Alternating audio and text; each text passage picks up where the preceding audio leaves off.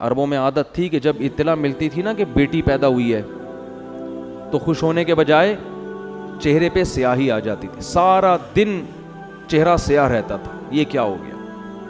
ان کے ہاں بیٹیوں کا یہ مقام تھا.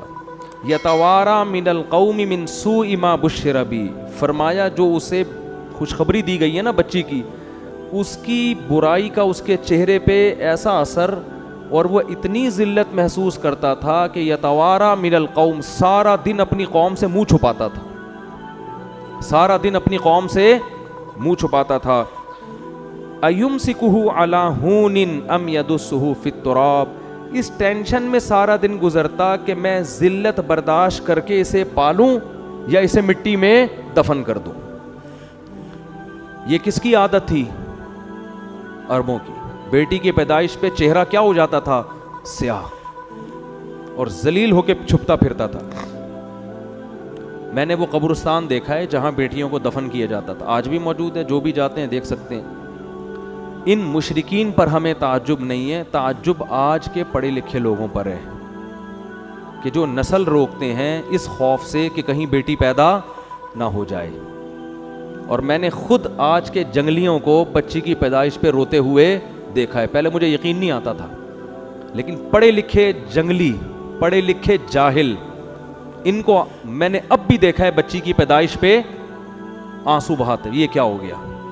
میں ایک دفعہ ہسپتال میں بیٹھا ہوں تو سامنے کوئی خاتون رو رہی ہیں، اور وہ بیٹا ان کا پینٹ شرٹ میں لگ رہا تھا کوئی ایجوکیٹڈ فیملی ہے، وہ بھی بیچارہ پریشان، منہ ایسا نا اس کا جھکا ہوا، رو تو نہیں رہا تھا لیکن منہ پہ یہی کیفیت تھی جو یہاں قرآن بیان کر رہا ہے. چہرے پر کیا ہے؟ ذلت. تو ماں اس کو تسلی دے رہی ہے، اور رشتہ دار کہہ رہے ہیں بھائی ہائے بیچارے کا منہ اتر گیا، پہلے بھی بیٹی ہوئی تھی اب بھی کیا ہو گئی؟ بیٹی. اس سے پتہ چلتا ہے کہ یہ لوگ خدا پر ایمان نہیں رکھتے. ان کو کوئی ضرورت نہیں ہے اپنے آپ کو مسلمان کہیں، شناختی کارڈ میں تمہاری نمازوں کی اللہ کو کوئی ضرورت نہیں ہے. سب سے پہلے اللہ دیکھتا ہے کہ تمہارا اللہ پر ایمان اور توکل کتنا ہے. بیٹی کس نے دی ہے؟ تیری ماں بھی تو کسی کی بیٹی ہے نا جس نے تمہیں جنا ہے. وہ نہ ہوتی تو تم پیدا ہوتے. تو یہ بڑی جب اللہ ختم نہ آپ کی ڈکشنری سے تو پھر بہت بڑی درندے بنو گے. بتا دوں بہت بڑی درندے. وہی ہوگا کہ جانوروں کے تو حقوق ہوں گے، انسانوں کے حقوق نہیں ہوں گے. بلیوں کے حقوق ہیں، ماں باپ کے حقوق نہیں ہیں. آج کل دوستوں کو پالا جا رہا ہے. ایئر ہوسٹس کے حقوق جانتے ہیں. بیٹی پہ اپنی اولاد پیدا ہو رہی ہے اور اس گدھے کا منہ سوج رہا ہے. مجھے تو دل چاہ رہا تھا میں رکھ کے اس کے گدھے کو ماروں کھینچ کھینچ کے. بے غیرت آدمی، تو پڑھا لکھا ہے، تجھے شرم، تجھے خدا پر ایمان نہیں ہے کیا؟ تو یہ لڑکی، یہ اللہ کی مخلوق پہلے ہے، بے غیرت تیری بیٹی یہ بعد میں ہے. یہ اللہ نے اپنی مخلوق کو پیدا کیا ہے، اس کا نظام ہے، ہمیشہ سے پیدا ہو رہی ہیں اور قیامت تک ہوتی رہیں گی. اور تجھے اتنی شرم نہیں آتی کہ جس خدا نے تجھے پال پوس کے جوان کیا، اس بیٹی کا رزق بھی وہ تجھے دے گا. تیری بیوی کی چھاتیوں میں دودھ پیدا کیا اس نے اس بچی کی پیدائش پر، یہ بتانے کے لیے کہ اس کو بھی میں ہی کھلاؤں گا جیسے بیٹے کو میں کھلاتا ہوں. تو بے شرمی کی انتہا ہے، بے غیرتی کی انتہا ہے. اور یہ ہیں پڑھے لکھے. یہ کیا کہلاتے ہیں؟ پڑھے لکھے لوگ. جہالت ہے یہ. ہمارے نبی صلی اللہ علیہ وسلم نے اس ماحول میں آنکھ کھولی ہے کو زندہ دفن کیا جا رہا ہے، اور قرآن کیفیت بیان کر رہا ہے یتوارا من القوم من سوء ما بشر بی، کہ سارا دن اس کا چہرہ سیاہ رہتا تھا. لیکن آپ صلی اللہ علیہ وسلم نے کتنی محبت دی بیٹی کو. نماز میں اپنی بیٹی کو نواسی کو کندھے پہ اٹھا کے 4 رکعتیں آپ نے ظہر کی پڑھائی ہیں. حالانکہ بچوں کو کندھے پہ بٹھا کے نماز پڑھنا سنت عمل عام معمول نہیں. آپ نواسی کو کندھے پہ اٹھا کے 4 رکعتیں پڑھائی ہیں.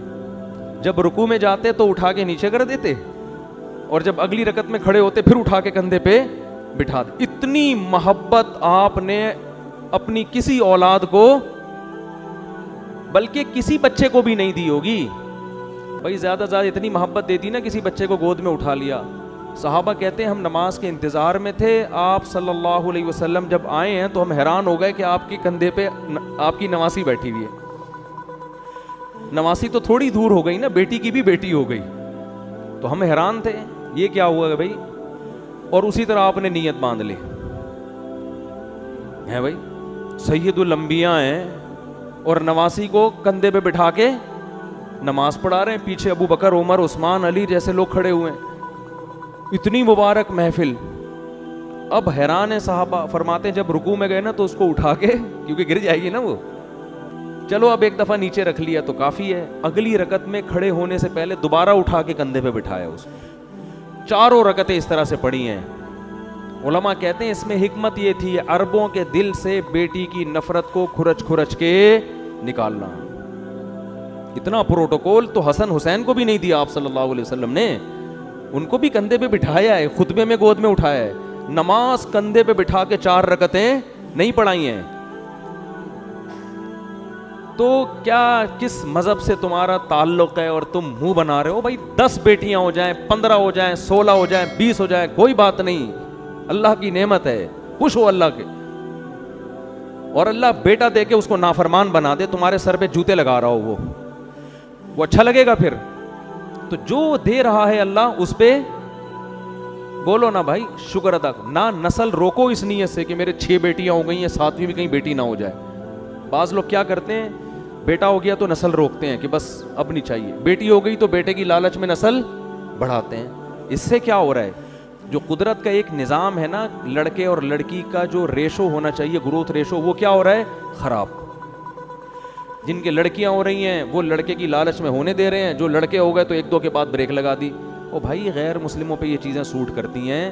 हम कलमा गो लोग हैं, हम अल्लाह को मानते हैं, हमें ये पता है कि अल्लाह ने बेटी और बेटे दोनों के लिए यहबु लिमन यशाउ इस्तेमाल किया है कि जिसको चाहता हूँ बेटे गिफ्ट करता हूँ। हिबा, हिबा गिफ्ट को कहते हैं। वहबु लिमन यशाउ, यहबु लिमन यशाउ इनासा, जिसको चाहता हूँ बेटियाँ गिफ्ट करता हूँ। तो बेटियां गिफ्ट होती हैं, खुद गॉड गिफ्टेड हैं ये। और नबी सल्लल्लाहु अलैहि वसल्लम ने इरशाद फरमाया, जिसकी 3 बेटियां हुईं और उसने उनकी सही कफालत की, उनकी तरबियत की और उनका सही जगह निकाह कर दिया, मैं इसके लिए जन्नत की जमानत देता हूं। और आपने ये भी फरमाया, कुन्न लहू हिरज़म मिनन नार, ये बेटियां बाप, माँ बाप, माँ भी इसमें दाखिल है, वालदैन और जहन्नम के दरमियान आड़ बन जाएंगी। कि अल्लाह अगर किसी कोताही की वजह से इनके वालदैन को जहन्नम में डालेगा ना, कुछ कोताहियां हो गई, तो रुकावट कौन बनेगा? हिरजन, बेटियां क्या बन जाएंगी? दीवार, रुकावट। क्यों?